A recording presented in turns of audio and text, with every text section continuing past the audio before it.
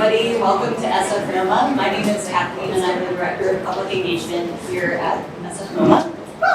It's great to see such a huge, truly all ages audience here for History of the Bay with Dregs One. I'm going to start by telling you something we're very disappointed to tell you, which is we did just learn that Ruby Rosemary is having travel issues, so she's not going to make it for the Q&A. That said, Dregs knows the entire history of the Bay if you're his podcast fan or are familiar with his work. So this really is the Dregs show, so I think you'll still have a pretty immersive afternoon learning about Bay Area street art, graffiti, and culture. And Dregs will, of course, be doing a Q&A with you as well, but we're very disappointed, too, to not be hearing from reviewers. That said, I'm going to invite Dregs up to the podium to get started. Dregs One is a lifelong San Franciscan. He is a podcaster, educator, rapper, artist, and I think a true community builder. I expect many of you are familiar with his social media and his podcast, History of the Bay. And if you listen to that or watch it, you can see how deeply he cares about all the different forms of street art, hip hop, and culture throughout the Bay Area, and how interested he is in the people who have shaped it and continue to shape it. And I think something you'll be seeing through this, or perhaps already know, is that he too is one of the linchpins who's really building the culture and keeping the history of the culture alive and being shared with future generations who will build it. Here's Dregs.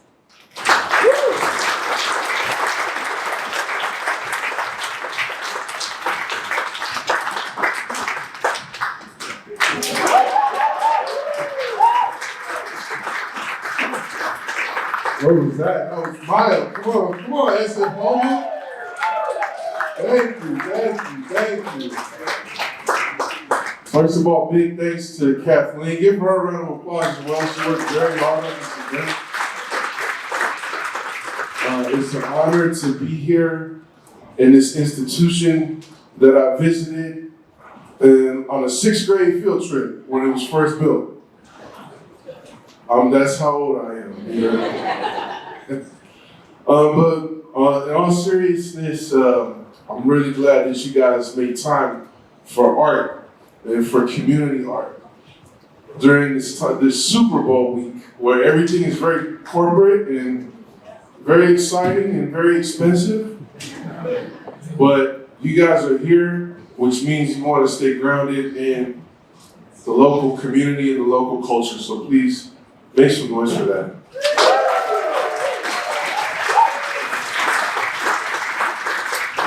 I'm going to be conducting a workshop. If you did not get supplies, help yourself.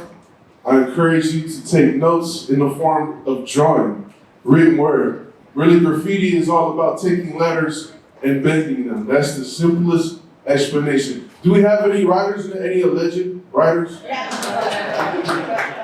All right, so you probably already got some styles out there. Everybody else, don't be afraid, give it a try. I encourage you to think of one word that represents yourself. One word. If you can write anything, think of one word. And just practice as we go. The best advice I was given is to just copy off of other people until you get it down yourself. So there's gonna be a lot to copy from. Quick preface before I get started. This is going to cover the history of the Bay. It's very similar but different. I did a workshop at the SF Public Library a couple years ago. Was anybody there for that? Okay. Oh, you were. Okay, right on. Well, for everybody else, it's going to be different. But the focus of my workshop today is really exploring the intersection between graffiti and fine art. I'm going to talk about questions of legitimacy, questions of legality, questions of ownership, questions of public land, and a bunch of other philosophical things that might make your head hurt if you really wrap your head around them. We're going to do it together. Does that sound interesting and fun? Beautiful. Let's get into it then. So before I begin, I'm going to talk a little bit about myself. Born and raised in San Francisco, grew up in Lakeview on the southwest side of the city. I spent a lot of time doing this as a kid, which is riding buses that were covered in graffiti. As a matter of fact, some of my first exposure to graffiti came from looking through the windows of the subway train. Who remembers when the tunnels used to be covered with graffiti from end to end, right? It was like a free art gallery. And I was like 5 years old. My mom used to take me all around the city on the bus, and I was trying to figure out what it meant. This was on 5th and Market, I believe. New Step Fashion, fashion for less. I would later become a customer of this fashion store. This was cool because you could haggle the prices. You could be like, look, bro, I got $100. Let me get this shirt and this pair of jeans and throw in a hat. And they'll say, if you could do 120, I'll give you that. And then you come out with 120 and you'll walk out, throw your old clothes in the trash, and walk back to the bus. But I digress. This roll down was the site of the first artwork that I really vividly remember seeing of graffiti. This is by an artist named Twist, who we'll talk about later. But this stuck with me because it captured my world. I don't know who that guy is or who he's supposed to be, but I know that guy. Anybody else feel me? Do you know this guy? He's walking down Market Street right now. So something really struck me of like, how could this be captured that, but it's on a wall and I don't think the guy owns the, how, what? This is, I know you're not supposed to do this stuff, but. So that was the beginning of it. This is my crew. We had a crew called GMC. Get Money Click.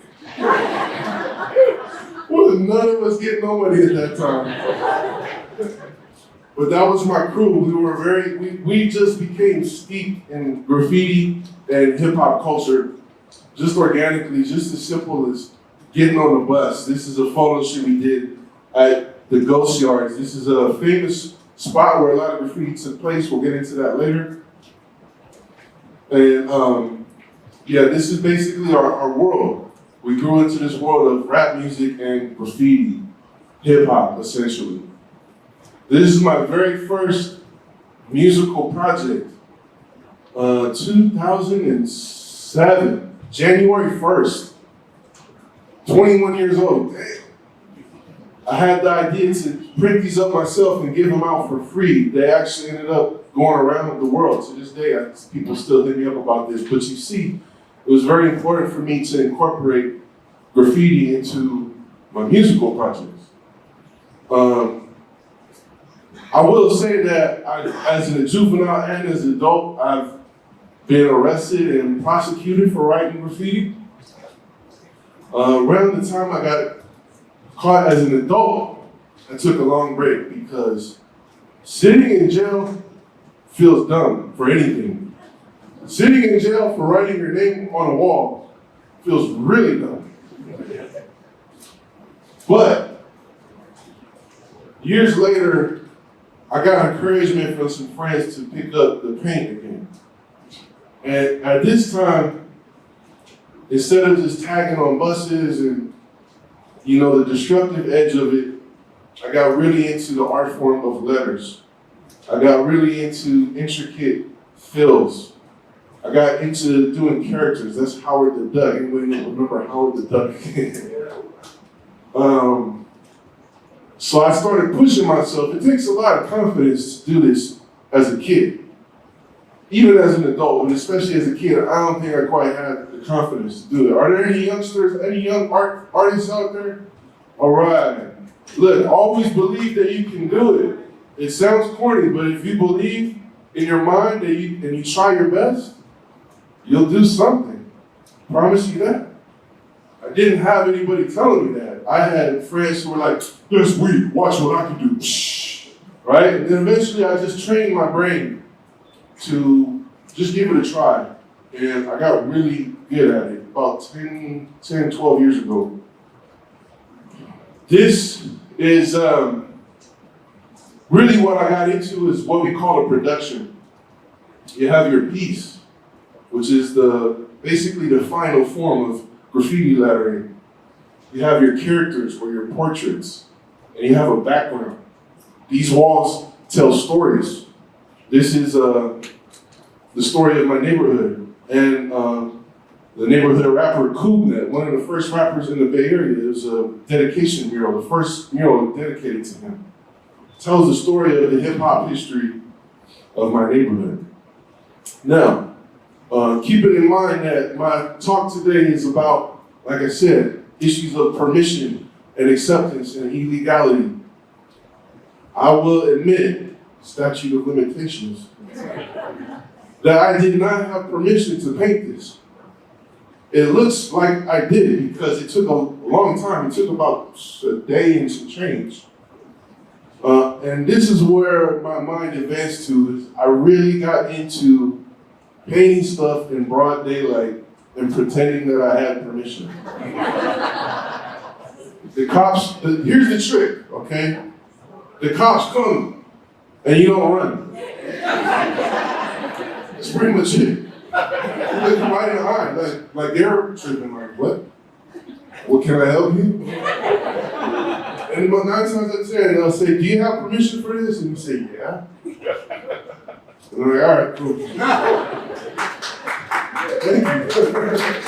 Don't try that at home though, because it's backfired as well. I've had people come out like, hey, I'm like, oh, it's cool, the owner gave me permission. I'm the owner. I will say that before I put this up, and the impetus of me wanting to do this is before it said Ingleside in really ugly block letters. Ingleside and Lakeview they border each other, but they're not the same neighborhood. Lakeview is a historically black neighborhood. Ingleside is not necessarily. So an artist who lived nearby, I'm pretty sure he's moved back to Colorado or wherever he came from. Pretty sure it was Colorado, literally. One day got permission from the gas station to just paint this hideous mural that everybody hated. So one day I decided that's not right, and I painted over it with my friends. Am I wrong? No. Okay, well, we'll see. Okay, long story short, I'm skipping ahead now. I have a podcast, History of the Bays. Anybody ever seen it? If you haven't, go check it out. It's on YouTube. I talk to graffiti writers, I talk to rappers, and basically hip hop, graffiti, music, all these things. They pay my bills every month, so that's a blessing. Keep doing what you love, stick with it, and you can make a career out of it. Okay, so I forget what this video is. I need a reminder. Okay, yeah. So now we're gonna get into the meat of it. Vandalism, crime. This is mostly what people associate with graffiti. They think of just writings on the wall, which necessarily is true. This is where my brain really gets into it. What is worse? Applying paint to a surface or constructing surfaces that look like that in the first place? Real talk. I don't have any agency over anything that gets built in my surroundings. I don't weigh in on it. I don't go to, maybe if I do go to community city hall meetings, maybe I can say something. But when I raise this argument, people say, you shouldn't write on stuff that doesn't belong to you. Well, then the question, is it ownership? Which begs the question, is it money? So if I have money, I can do whatever I want. That's basically it, right? I can erect billboards. I can put up barbed wire fences. I can pay for permits. I can do all these things. But if you don't have money, then be quiet. Leave all that stuff alone.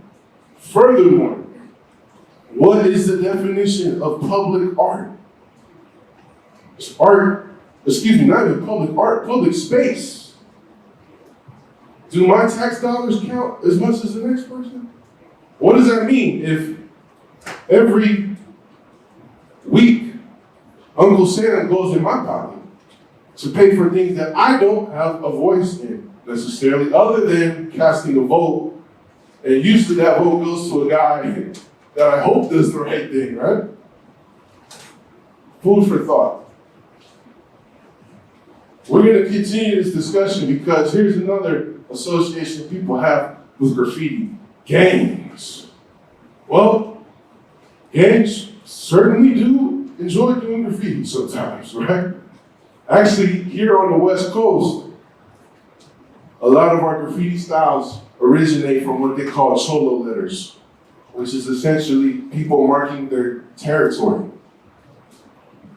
And yes, I'll admit that that does bleed into issues, no pun intended, of territory and beef and an attack on another group. But I will also say that this is just a message of existence as much as anything else. It's the same, I want us to look at all this stuff through the same lens of ownership, right? But not to mention that this is a really decades-old practice that comes from the Chicano community, and it's an artistic style of its own. This is not the best example of it. But what's the difference between that and this? I mean, besides the obvious, right? However, keeping in mind what I just said about the Chicano tradition of cholo letters and the Mexican art form of modern muralism, as we know it, pioneered by people like Diego Rivera, right? Obviously, this is more pleasant to the eye, hopefully. Hopefully this pleases you. This is beautiful. This is the women's building in the Mission District. Anybody ever been there? That's what's up. Fun fact, this was also where I had my very first rap performance, believe it or not. I was like 16 years old. At one point, I'm not sure if this is still the case, the Mission District had more murals than any other neighborhood in the world, perhaps? Correct me if I'm wrong. But again, let's really think about this. This is acceptable. This is not. Let's just keep asking ourselves, let's get away from right and wrong, and let's just think about why. Okay, now we're getting to the graffiti stuff. Now we're meeting right in the middle. Can anybody read these letters? Yeah, Cuba, very simple, right? Now, on the background, you have the scrawl, the scrabble, this, that, right? Maurice in the corner with the blue spray paint. I actually really like that. Shout out to Maurice, wherever he is. But you can see here the makings of something that is more artistic. It's several colors. There's an outline. There's 3D, there's dimension, there's perspective. And remember what I told you earlier, that graffiti tells a story. But you might say that this is still more acceptable than this. Well, perhaps you need the full context. Okay, this is Cuba. Rest in peace to Cuba. Cuba was originally from Baltimore. He moved to San Francisco like many people for the Grateful Dead. And he was part of the music scene, the punk scene, the reggae scene. He was a DJ. And he is credited with doing the very first piece ever in San Francisco. I don't know necessarily if that's it, but it's around the same time period, which is 1983, maybe 1982. Don't quote me on that. So, now that you know a little bit more about Cuba, maybe this starts to make a little bit more sense. And you actually realize this is actually somebody who is part of this community. He's put a lot into this community. So perhaps he does deserve the right to speak his mind and put his identity out here on these walls. Is this more acceptable than this? Like, this is right here in this building.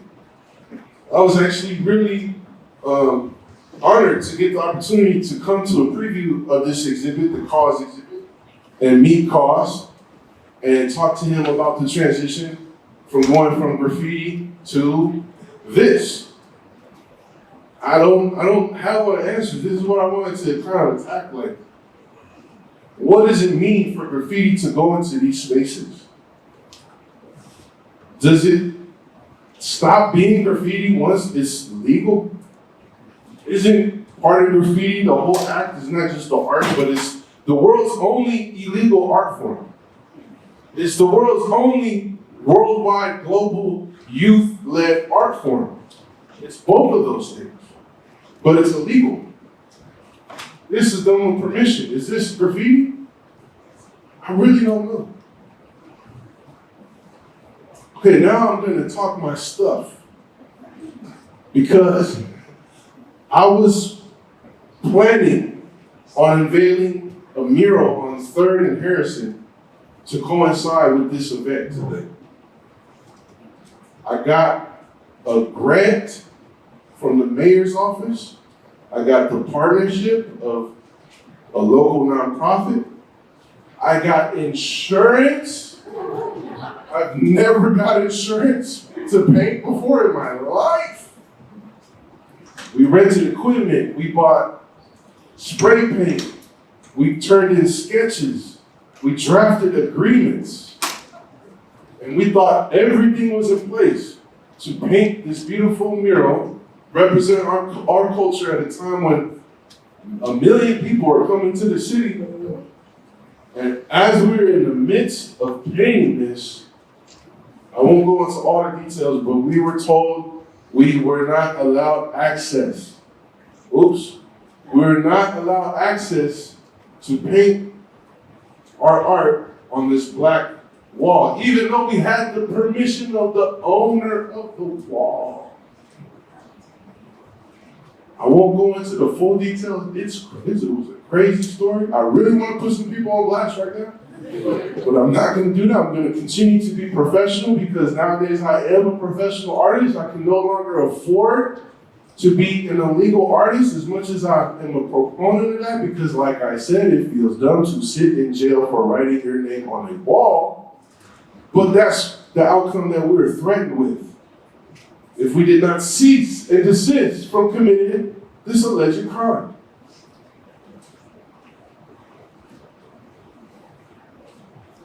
Excuse me if I might get choked up talking about this one. This really burns me to this day. It's been over 10 years.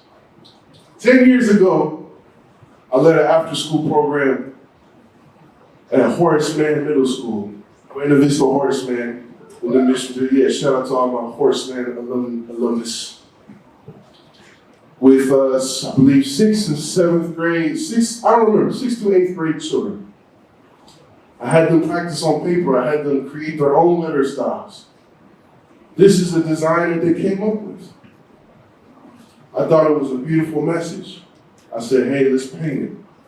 There was gonna be a bunch of other stuff around this, but I started with this one. I asked permission.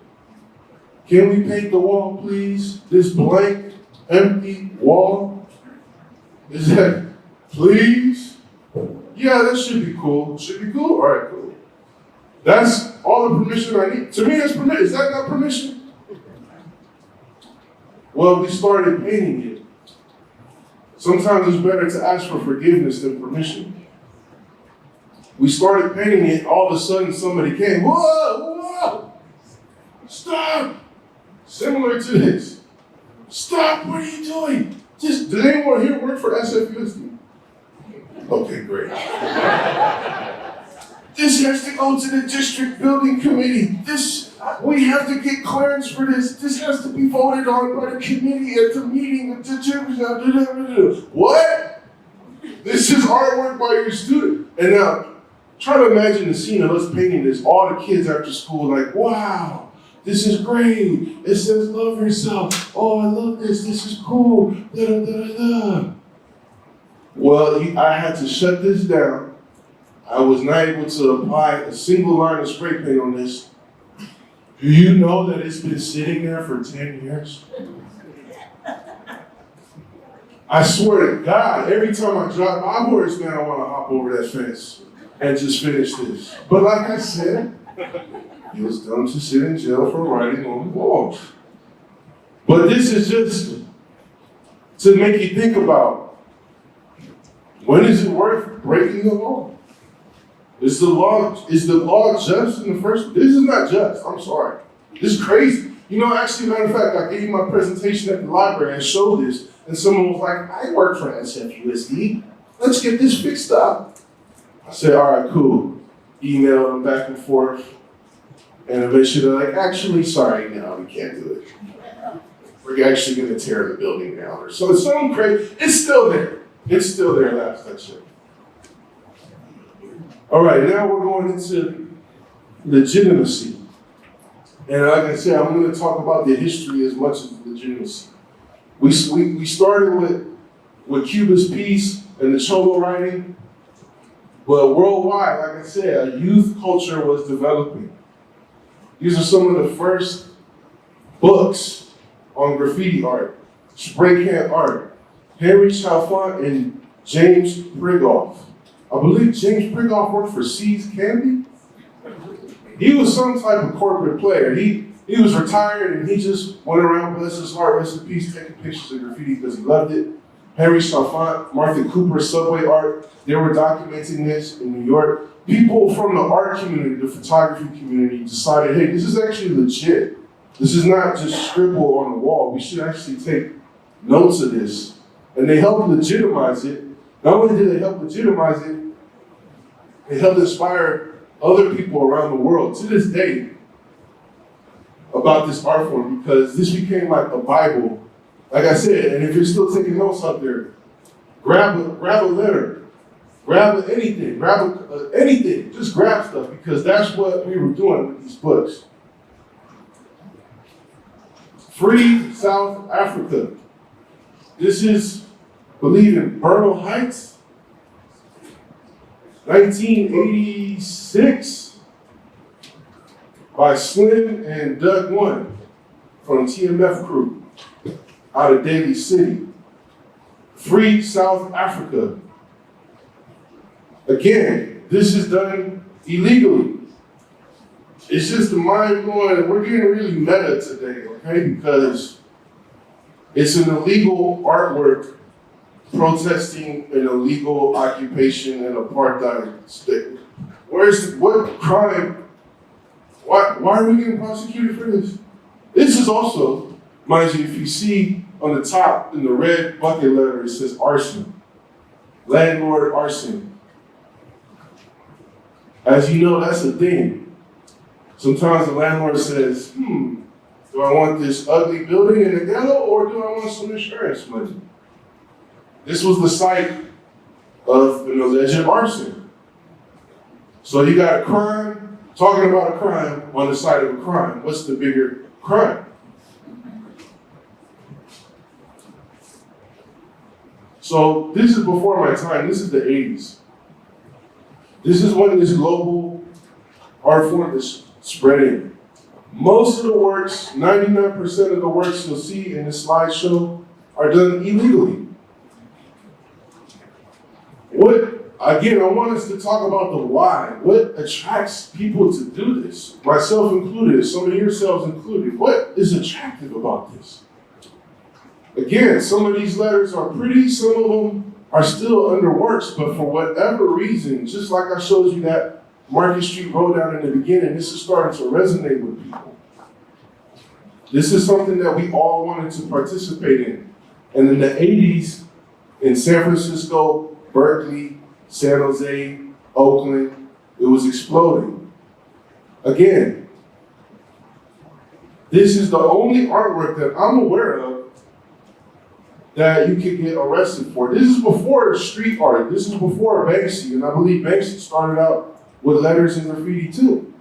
But this is before Art Basel in Miami. This is before, world famous street artists. This is before KAWS was in museum exhibits.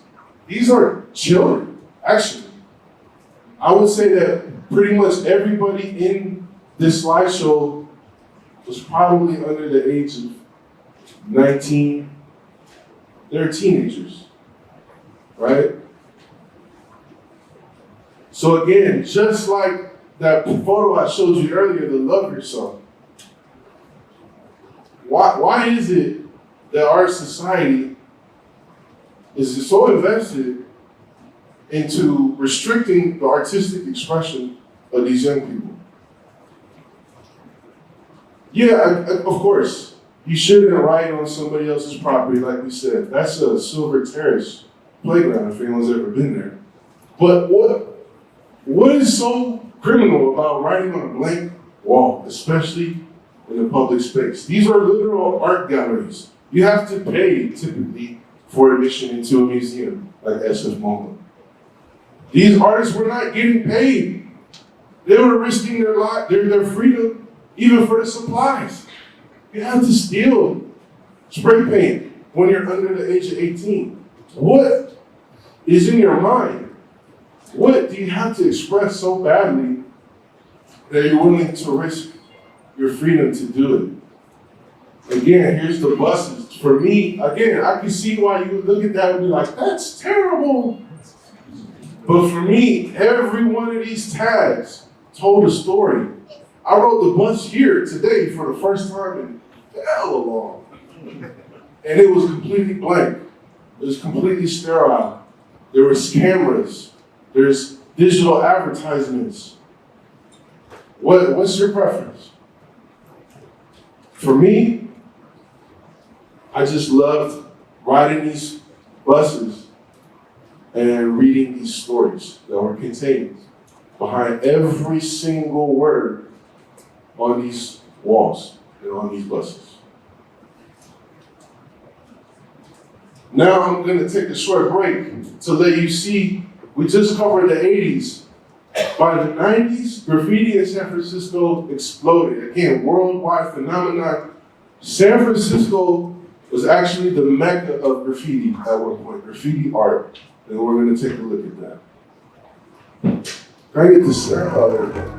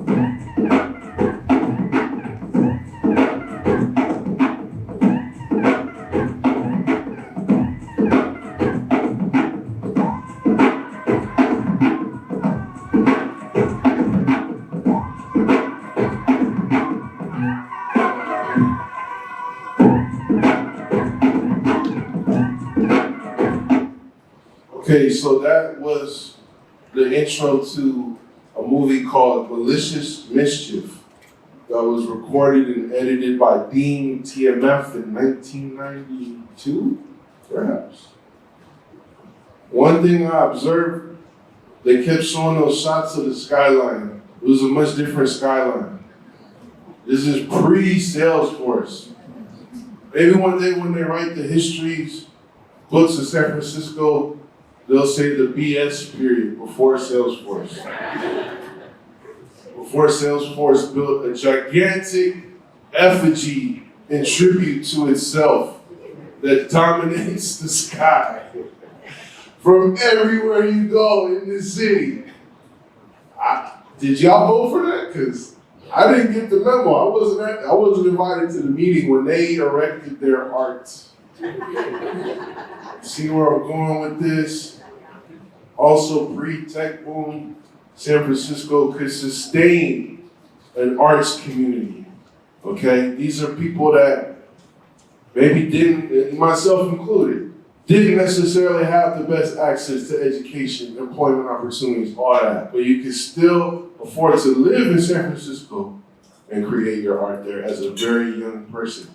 Again, this is a diverse crowd, but my focus here is on the youth because that's how I was introduced to this art form. Speaking of which, we're gonna take another look. I can't remember if there's a cuss word or two in this clip. Sorry if that offends anybody. This does not reflect on SFMOMA. Wrong clip, sorry. Let me introduce that correctly. I will also say that this is a time when, in the 90s, when graffiti is it's kind of entering the commercial space. It's just starting. We're starting from a completely underground thing to now people are starting to notice it's going from the books into other different forms of media. I like coming out here, seeing different artists. I think I'm always interested in architecture in my work. Question was found in mind. There's a real creative passion along with it too. It's very much like something where you improvise. I'll train from up things fall off.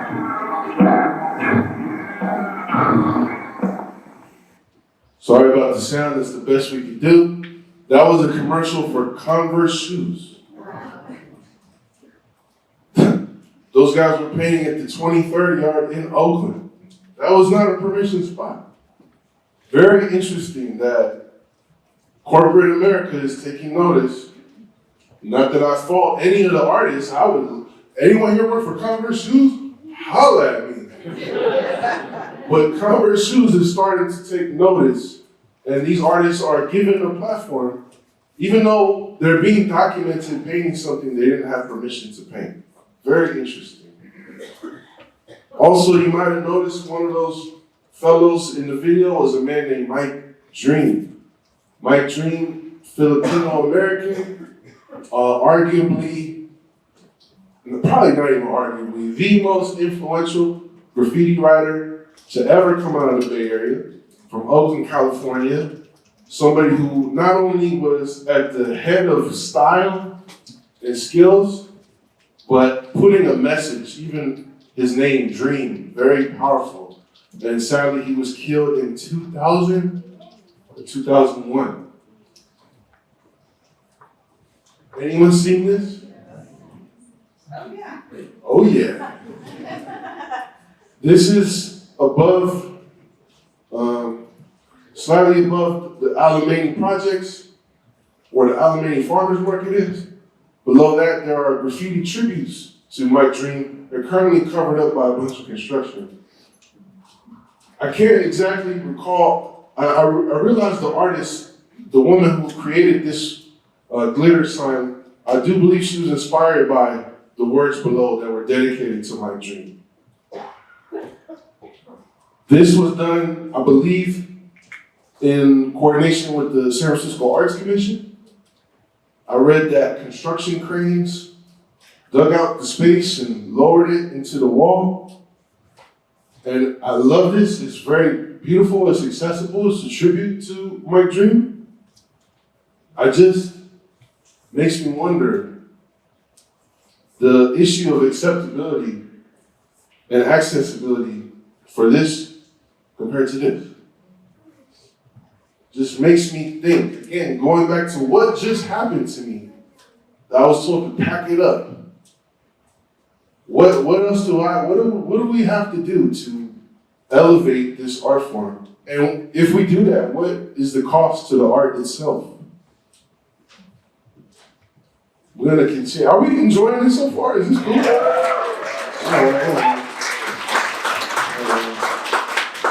Okay, I'm gonna continue to transport you back to the 1990s. Let's go. This is the cuss word warning. Maybe, I forget, sorry.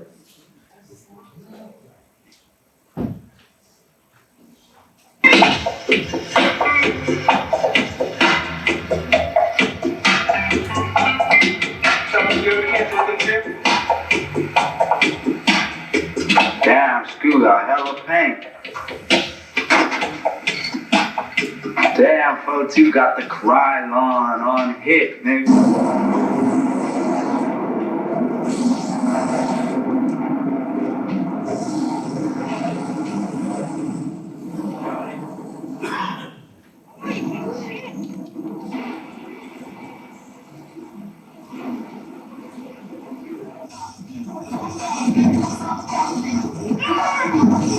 Some birds in hell. Mike motherfucking Dream in the house. Yeah. Them birds is hell. Mike motherfucking Dream in the house. Toasty. Bloody. Danged out. Where we chilling? We chilling in Psycho City, man. Brought to you by Dregs One. What's the Psycho City, man? Psycho, man. You know, like crazy and shit. Yeah. See what you doing. Black right What you call that shit? I just call it juggling. Oh, say what's up, Alex? What's up, y'all? Alright, hey, check it out. So I'm gonna give you he'll help you and hang in the hammer noon. I'll give you a call back later. Alright, come on, it's videotape, man. Okay, bye. Oh, he said peace. But don't worry.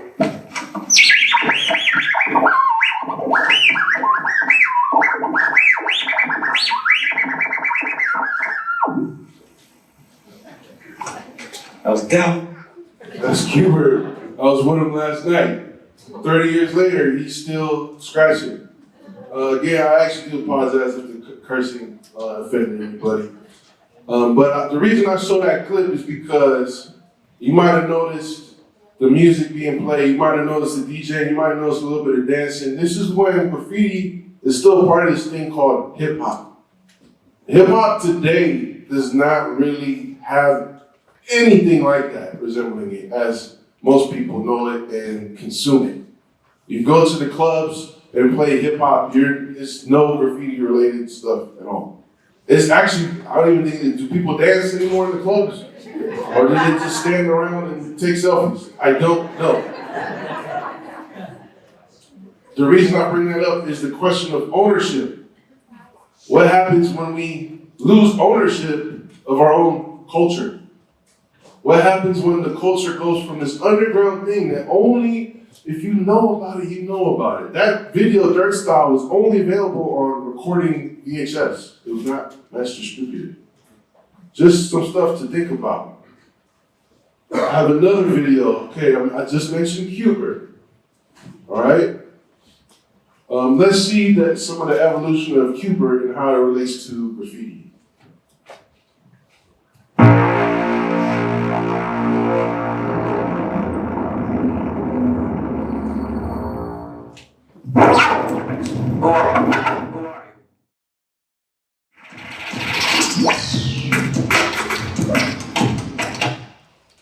I know some of y'all are like, what did I just watch? That was a film called Wave Twisters that was accompanied by DJ Cubert's album. The art was drawn and designed by Dregs One, who I just mentioned. And that film was actually entered into the Sundance Film Festival. It was actually into several film festivals. It won awards. This is a good example in my mind of the legitimacy of graffiti art and hip hop, and what happens when we are in control of our own art format, how it gets consumed. I'm almost through this part of the discussion. I'm gonna take you through that as we're talking about careers and business and commerce. This is the guy I showed you earlier's work, Twist, the face that was on the roll down on Market Street. As you can see, his artwork is very prolific and profound. Not only does he do traditional graffiti letters, but he's one of the most amazing taggers. This is a hand style, what we call it. He's one of the best in the world. He also has this icon, the screw, as in twisting the screw. But his work was often also political, social. It reflected the surroundings. And he's one of the most influential ever. Oh, this is his tag right here on my black book. Shout out to my guy, Twist, AKA Barry McGee. Barry is very significant because, at least from the West Coast in the Bay Area, he is one of the very first graffiti writers to transition into the fine art world. Showing canvases and other type of installations at museums like this one. He is considered a pioneer. Again, the reason I show this is because I just want all of us to really consider, I don't have the answer to it. Why is this unacceptable? Or why is this acceptable? I think they're both dope. So that's not a question. It's just, again, I don't even know how to describe it. It really puzzles my mind. I'll give you another quick example. KR, originally from Queens, I believe. We had this whole wave of people moving to San Francisco for art school, which I was going to talk to our guest about today because she couldn't make it. She's part of the school as well. And while these kids were attending art school, they were very active in the local graffiti scene. KR is not only an artist, professional artist, but he is one of the first people to sell and mass manufacture graffiti supplies. Crank. Again, these are the questions of commerce and culture, and maybe the answer is as long as we're the ones marketing and selling it, and we can continue to have control over this. Okay, another seminal graffiti writer, Mike Giant from Albuquerque. Didn't come out here for art school, came out here to design for Think skateboards. So also, try to picture what I'm saying, this image of BS San Francisco before Salesforce, when it was a mecca of graffiti, hip hop, DJing, rap, dancing, and skateboarding. Giant certainly left a mark. I'm actually wearing one of his t-shirts designs. Shout out to my boy Josh from Rebel 8. Giant is one of the most respected tattoo artists in the world, as well as being a designer and showing fine art. So again, just real quick to summarize so far, we got fine art, we got products, we got shirts and tattoos, clothing. These are some movies that came out in the early 2000s. I wanted to highlight them because like Wave Twisters, these are like actual films and documentaries that have been shown in film festivals. We've come a long way from recording and passing out copies of our own tapes, right? This one is a dramatic story about two graffiti writers and a mission. This documentary, Piece by Piece, is probably the most comprehensive film made on San Francisco graffiti. And the one on the right, Infamy, is a deep profile into several different graffiti writers and one anti-graffiti vigilante from around the country. Now we're moving into the age of social media. That's me on TikTok, making TikToks, which sounds crazy as a grown man to say, but it led me here, so it can't be that bad. So just as graffiti has moved into the galleries, into your televisions, into movies, into music, into clothing, into tattoos, in this age that we live on, and it's inevitable that graffiti also moves into social media. Now, remember when I was telling you earlier how my friends would make fun of me because I didn't know how to do stuff right? Now you can just go on YouTube and be like, how do I do this? And it'll give you tips, which honestly I think is great because I hear sometimes online from people who live in rural Ireland, in England, and they're like, I don't have anybody that knows how to do this. What should I do? I don't believe in limiting access to information. There's podcasts. This is a museum of graffiti. There's a museum of graffiti in Miami. And if you go on TikTok, Instagram, there's tons of people talking about graffiti, showing their graffiti, documenting their graffiti, and I think that's awesome.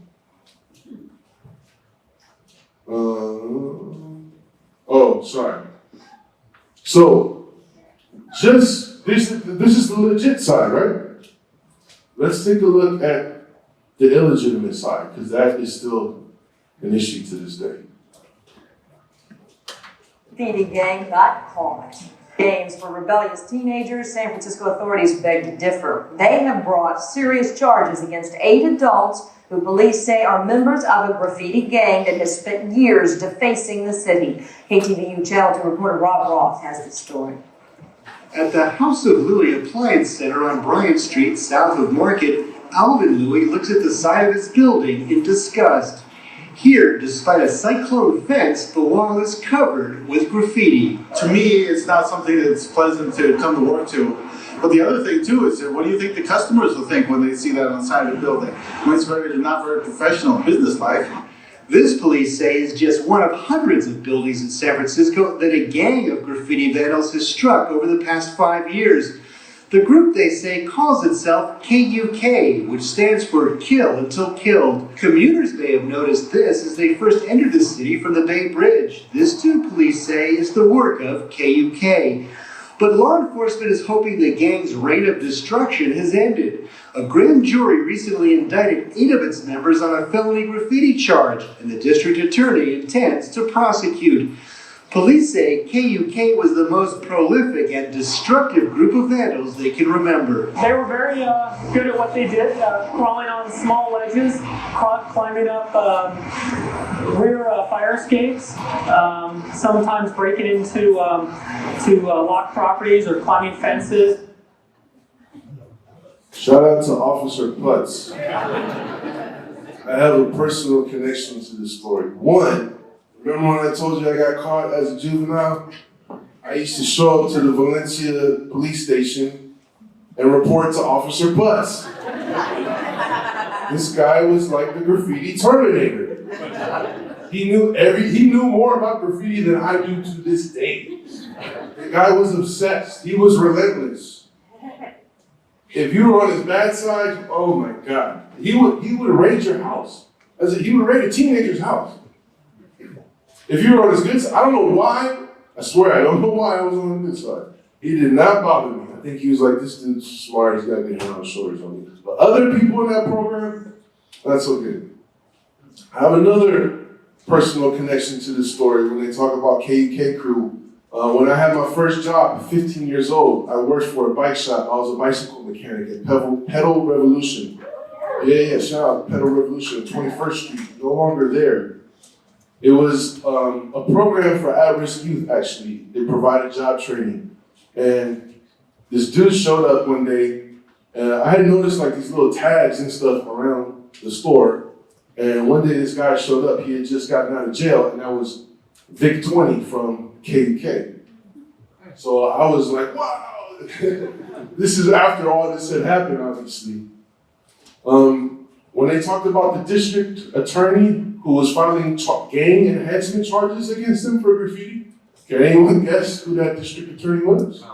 Yeah, Kamala Harris, crazy. That's where there's some deep trouble when Kamala is coming after you. I feel for that business owner.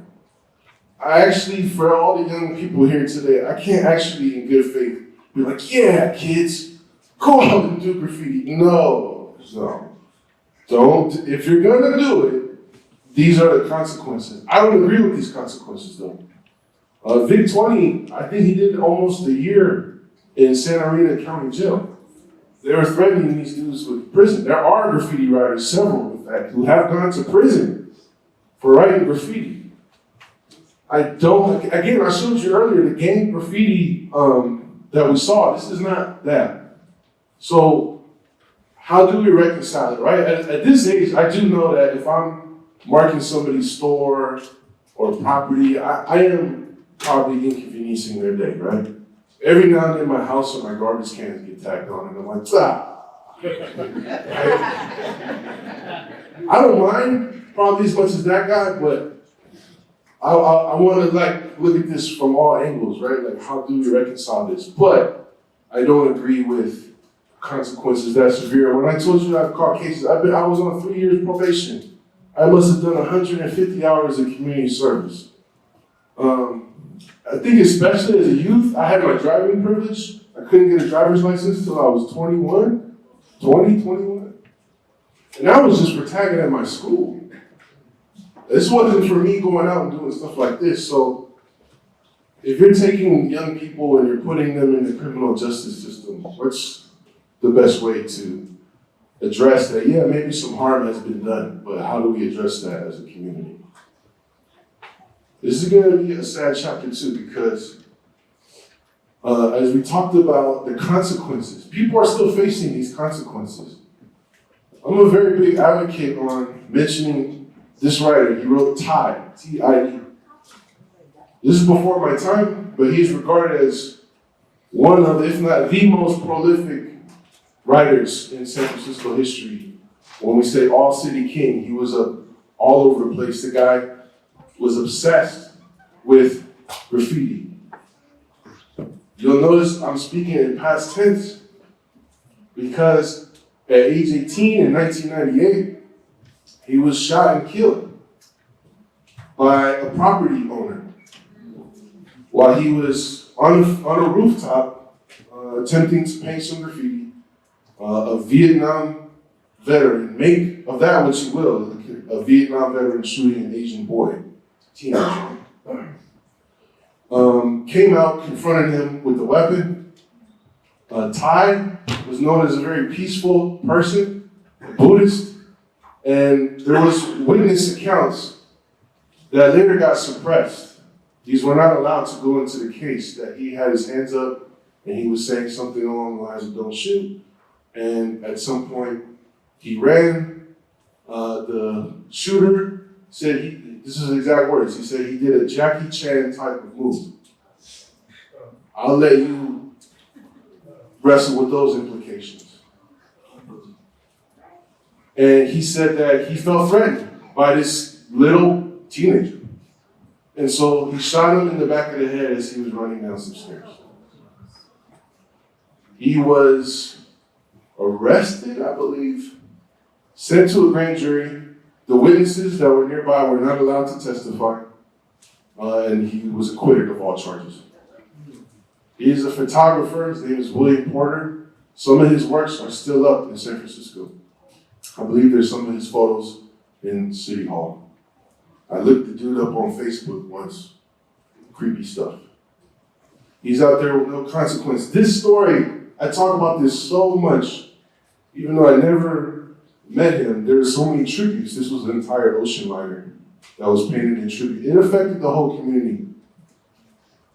One day I would love to do a documentary or something about this because it's so relevant to this day when you have the Stop Asian Hate movement. And again, it comes back to this question of access and permission and accessibility. And do you know when I talk about this online, sometimes people say, well, he shouldn't have been writing on the wall. Well, I'm sorry, I don't believe that you deserve to lose your life for putting layers of paint on brick, especially in a neighborhood as troubled as the Tenderloin. There's worse stuff going on there, I'm just saying. But The fact is, again, what I said at the beginning, property, ownership, access, money over art, ownership over human life, property over people, I just can't get behind that. And so this is where I'll leave it off. This is why, as much as I'm here in the moment and I want to advocate for the acceptance and I want to push this culture forward, I don't think graffiti will be graffiti if it's completely legal. I believe that it's our natural instinct to write on walls since you're these guys' age and younger. We've been doing it since the cavemen, ancient Egypt, Pompeii. You know, I also read once in ancient Egypt, they had no blank walls. Every structure was dedicated to art. And not just art that has some type of meaning about the cosmic relation between their society and the rest of the universe. That's a whole nother chamber we could go down. But I do believe that if you have a society where nobody is expressing themselves by taking paint and applying it to a surface, if nobody is writing, "I was here," or "impeach Trump," or "Salesforce out of SF," or whatever you want to write, if nobody is doing that, that means we have a society that's under complete lockdown. That means we're losing our humanity. That means we're under so much surveillance that you couldn't even get away with it. And to be honest, we're not that far, because this Bart Simpson dude was busted because he put himself on Instagram Live. Wouldn't recommend that one. I also, rumor has it, he, gave up some other people while he was in custody. And actually, one of my friends was caught up in this sweep of graffiti indictments. See, I don't know how old he was, 21. Cops pulled up while he's sitting outside of his house, drag him to jail, interrogate him, put his face on the news, and say, all of a sudden, you're facing felonies. And again, you might look at that top image of all that tagging on the Muni, and you might say that's ugly and that's wrong, but to me, it's tight. I love it. I don't know. So anyway, I just want to thank you guys for listening to that and allowing me to express my thoughts. I hope it gave you something to think about. And thank you.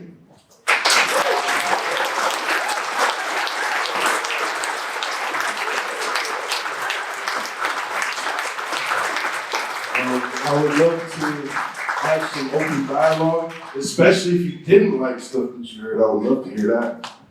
We have another microphone, maybe Kathleen can, if you have questions, let's hear them.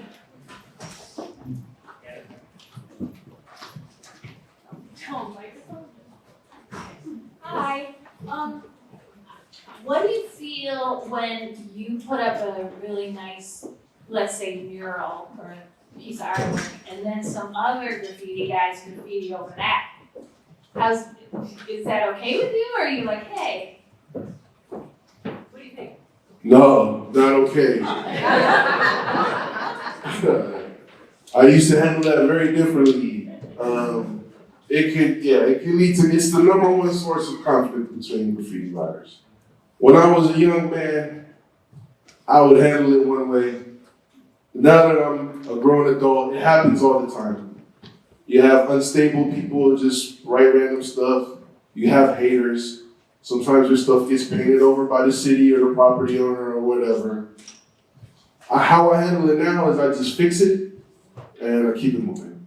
And it's part of the game. I can't advocate for this and then be like, whoa, not on my stuff. I have to admit that this is a contact sport. It comes with the game. It's all part of it. And I think as an adult, it's helped me come to terms with resolving things not violently.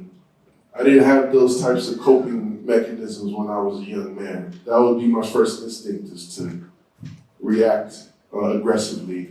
And now I'm just a little more Buddhist about it. I'm just like, nah, it's okay. To your left. How old were you when you started writing? I was 14 years old. I was in 9th grade. I woke up one day, decided I was going to become a graffiti writer. I went to the first period that day. I told my friend, he had a marker. He sold it to me. I went to homeroom. I showed it to my buddy Mike Ill. I said, I'm gonna be a tagger.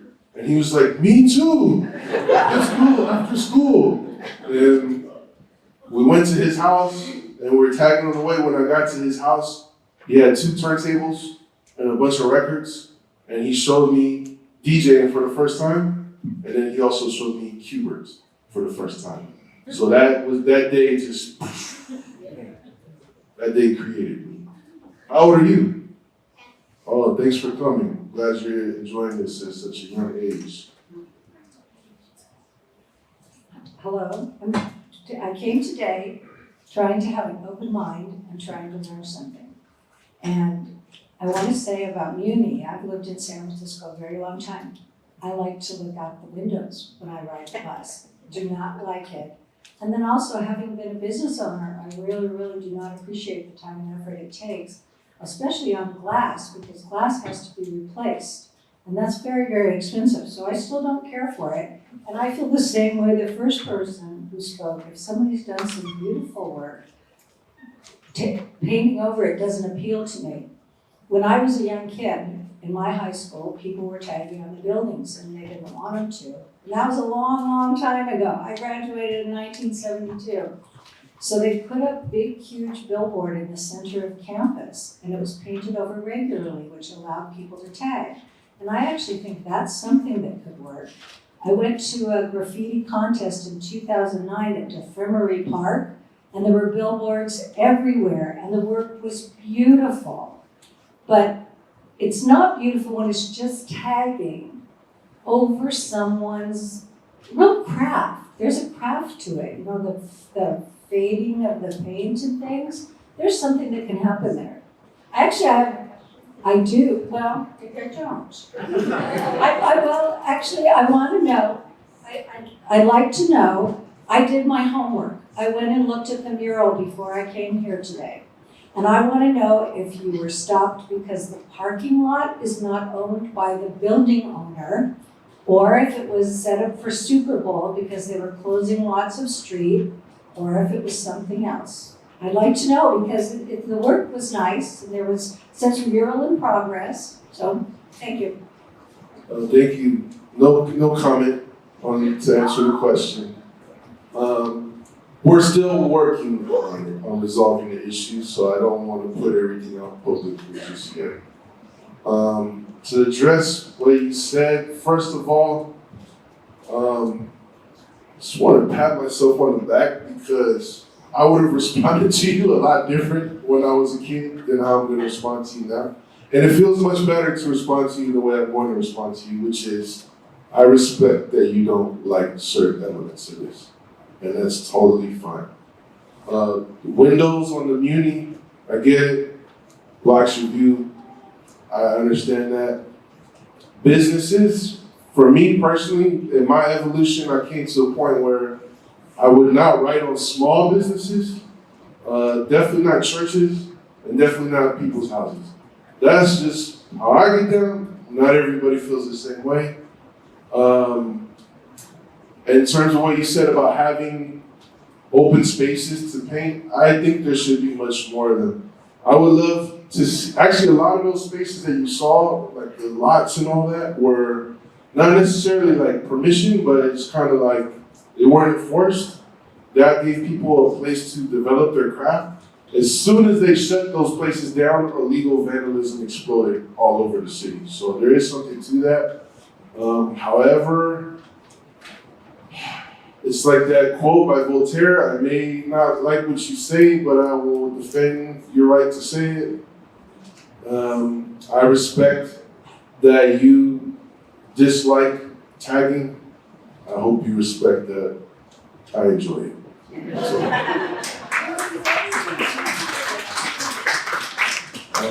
any other questions? And we do hope we can focus on questions. You did say that. So I came here from Baltimore, and we have like some legal walls out there, and I wanted to ask if that's like a thing out here. Also, can you tell if somebody is from the Bay when you see their styles? And if you could speak to the hierarchy in graffiti, like how throw-ups go over tags and stuff like that. Great question. Shout out to B More. Actually, a lot of writers moved from the DMV area out here in the early 90s, Baltimore, DC, that were very influential. There is a specific style here. I'll start with the hierarchy first. You mentioned, and this might also clear up some of your concerns too, is that on the totem pole of graffiti, the lowest is the tag, which is essentially a signature. One line, one color. Above that is throwies, which you might know as bubble letters, which is essentially one color fill, one color outline, very simple. Above that is a piece, which is short for a masterpiece, where you have what I showed you earlier with Cuba, perspective, different colors. And then above that is a production, where you have maybe more than one piece. You have a character, you have a background, and you have that full element. So it's kind of to what we're talking about is if you tag over a production, there might be consequences for you. The San Francisco style of tagging is the one flow, the bus flow, where it's inspired by the motion of the trains and the buses, and it's usually one letter, very fast. Our style of piecing, we have two that are most formative. One is called New Wave, which is kind of inspired by European designs of very like advanced abstract lettering.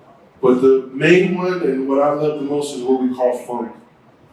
I really have no way to describe it. You know when you see it, it's kind of like hip hop letters. It's very similar to East Coast styles, New York styles. And actually, one last thing about Baltimore, I might have mentioned that Cuba came from Baltimore, and his teacher was a writer named Dr. Revolt, who was also from Baltimore and became one of the original New York subway riders as well. So there's connection between the cities. We got some people in the back, we got some people in the front.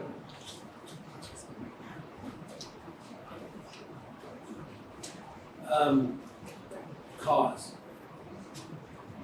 Do we celebrate the fact that he has made it to the point where he's at, or do we say there might be a little selling out? It's a really interesting question. I believe celebrate it. I believe if you have the opportunity to get paid for what you do, it's a beautiful thing. I will also say that I think he's paid his dues in the graffiti world. It's one thing if you just come in and you're like, I do graffiti, but you don't go through some of the things that I described, because the bad comes with the good. I think Cause has been there. I asked him about people owning his statues and his work as like a status symbol. It's kind of like people who are kind of shallow appreciation of art are like, yeah, look at my Cause, look at my Shepherd Fairy. It's like very basic level understanding. And he said that that's on them. He doesn't prescribe any of that to his work. And most of those people are buying counterfeits anyway.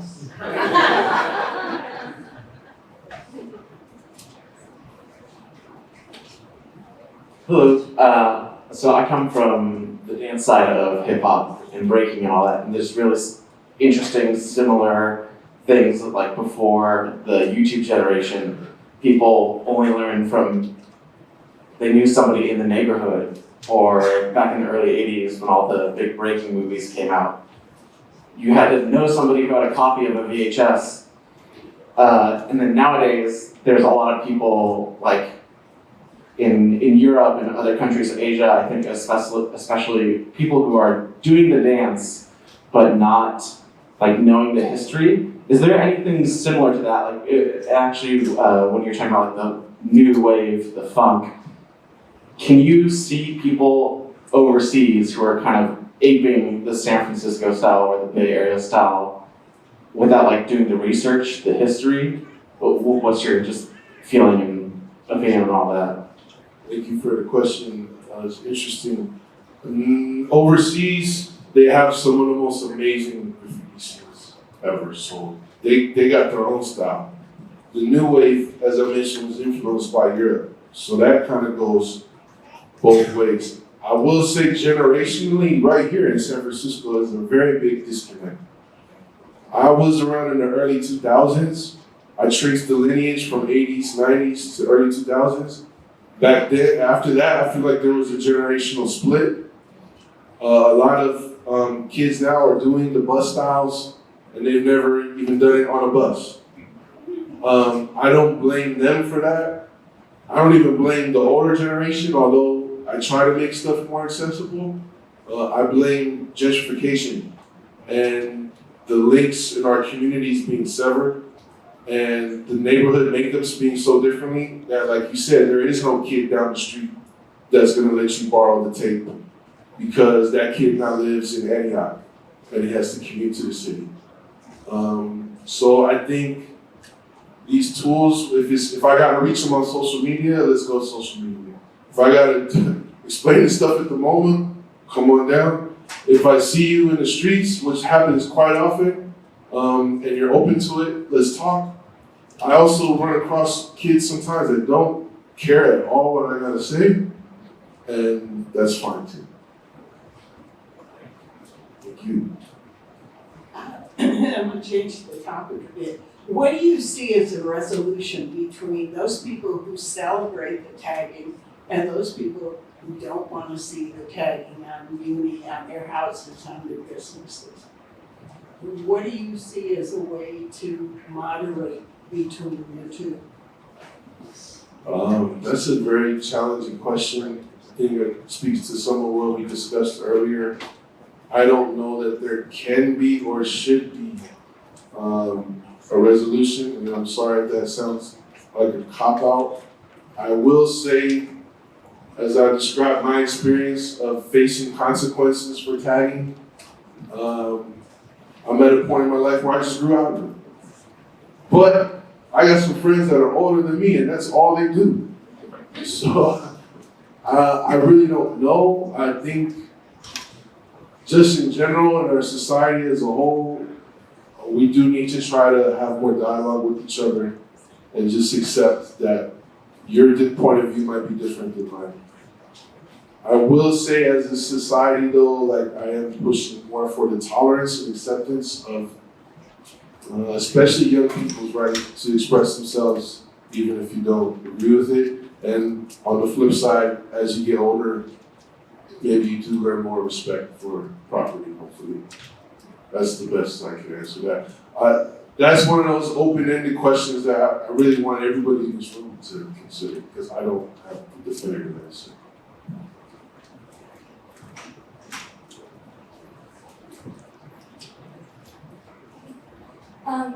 I know it's gonna be kind of a personal question, but how did you wind up with Dregs One as your tag? Like, it was in the beginning of Scarface. There's a block of text that said Fidel Castro sent the dregs of his jails. And I was like, that's a cool word. I didn't know what it meant. If I did, I might have chosen something different. I like the letters. I got caught for writing that name about 3 months after I picked it. And evidence was collected to connect me to that name. So I changed it to something else. But I don't know why. I guess other people liked it too, because that name has just stuck and I couldn't get rid of it, so I just kept it. I also, the Dregs One in my personal is when the dregs of society become one, that's when we'll see real change. In the city where I live, it's they fine homeowners if they get tagged and if they don't cover it up like within 72 hours. Are those laws like super common? And it just seems like they were just created to get people against, you know, to like pit people against each other. Do you know the history of those types of laws? I think that's very foolish. However, I used to get a lot of walls to paint because I would notice, I would say particularly Chinese business owners, perhaps because of language issues, they didn't understand the notices. One time I just saw this was on there for like weeks. This notice, you have to paint over this or you're fined. So I got the sense that, hey, maybe you don't grasp what's going on here. And I went in there and I took it and I said, look, you're getting violated for having tags on this. Just give me some money to buy paint. I'll paint it for you and you'll avoid the cost. I don't know the history of that. I think penalizing homeowners is silly. Again, as we're talking like solutions, maybe that could be a pathway of creating more public art. But I think the city it will squeeze the life out of you financially, so, yeah. I had a question. Are there girls and women in this space? And if so, what's their experience? And if not, what's the barrier for entry into this space? Yeah, the woman was supposed to be here and she canceled. There are women there, and thank you for pointing that out. And I was hoping to cover that today extensively. Actually, let me change the backdrop so I can bring her into the space. Oh, I meant to have this up too, whatever. This Ruby Neri, she's a sculptor now. This is her graffiti work. Women are less common than men. I don't know why. Nowadays, there are many women who do graffiti. I think just like the reasons why there's less in graffiti are similar to any other area you could talk about in society. And I really respect the women pioneers who are breaking those boundaries down. In terms of like what you might consider like safety issues, being out at night, the women I know that do graffiti are very brave and very defiant and very self-reliant. So I don't think that's a barrier. I think it's just the society telling women what they can and can't do. And I think there's a lot of really cool women that have broken those barriers, and I'm glad that there's more now than there was when I was growing up. I just wanted to comment real quickly to the woman who said she lives in a town in which the municipality has started fining people who have tags on their house. I think you should tag your own house. And then say, now what? It's my property, right? So get everybody in town to start tagging their own house. First, I want to thank you for the presentation. It's been great. I appreciate different levels of the artwork, but I'm wondering, do you distinguish between street art and graffiti? And if so, how? And also, do you know of any programs in the city, either through the mayor's office or the Arts Commission, where they're paying people to do street art? They do that, I know, in other countries, and people make a living at it. And my last question is, are you making a living at this, and how? Absolutely. How, by any means necessary.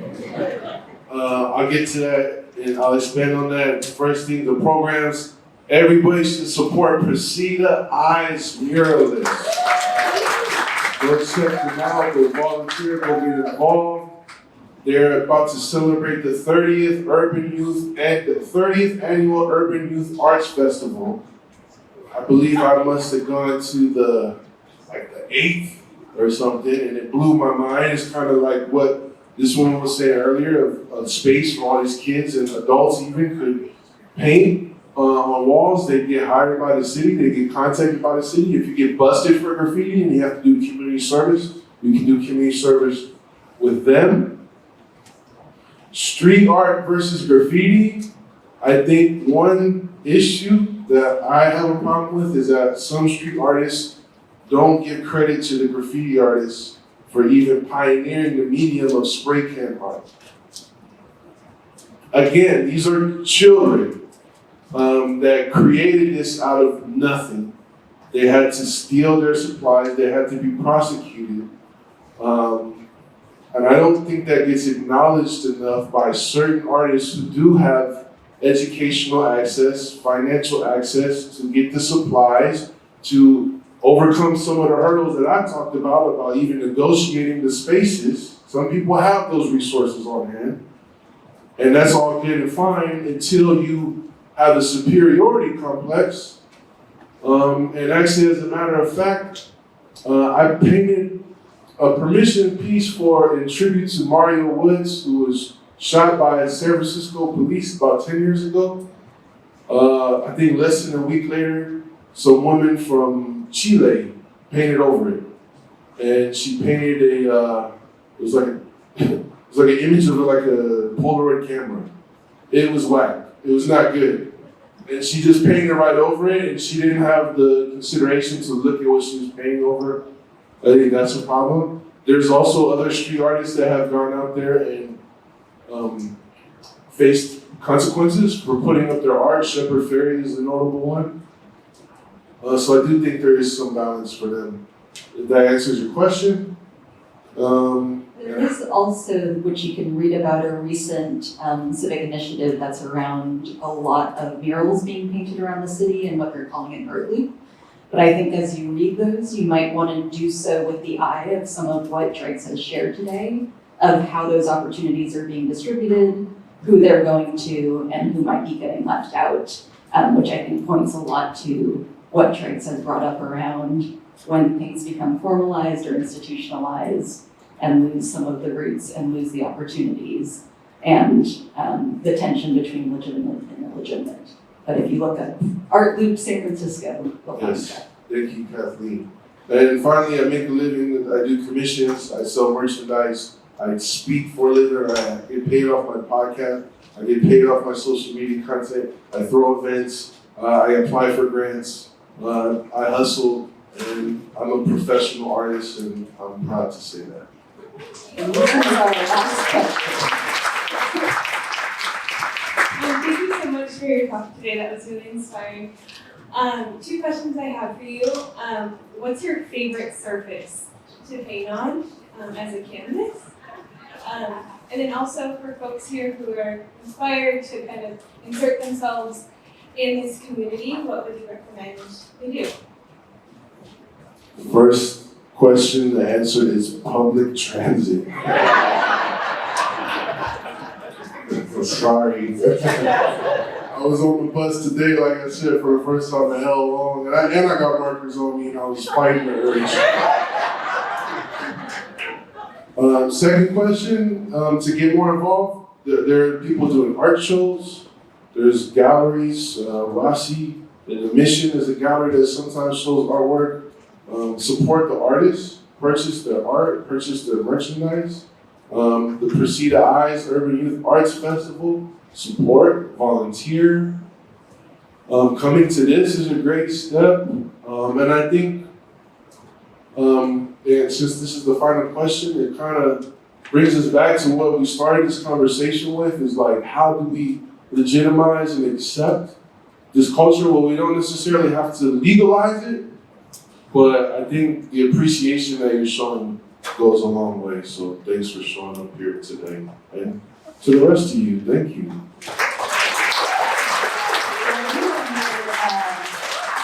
I noticed people did do a lot of great drawing while you were talking. So folks who did want to hold it up and show Dregs what you drew, show your seatmates what you did. A lot of great art. Yeah, if you want, I don't know if we have time, I'm happy to check it out. And thank you again to Dregs. We also have a short survey that you could fill out on your way out. We want to do and like to do free programming about the breadth of art within San Francisco. support Bay Area communities. These surveys truly help us, the quotes help us, knowing what you want help us to advocate.